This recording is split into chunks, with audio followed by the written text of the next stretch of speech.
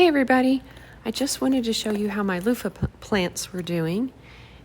You see these tendrils on these?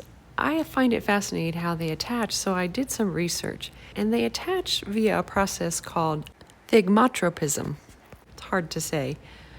But what happens is when they feel touch, they actually change their cells and they start to wrap around whatever's touched, so that it strengthens its attachment to that so that it can grow taller.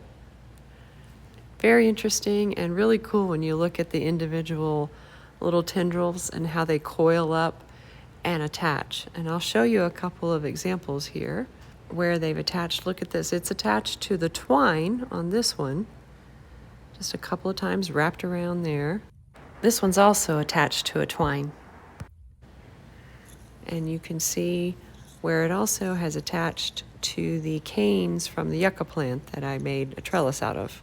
So the loofahs are doing good, and I hope to get some good sponges at the end of the season. I hope you've enjoyed this video. Thanks for watching. Have a great day.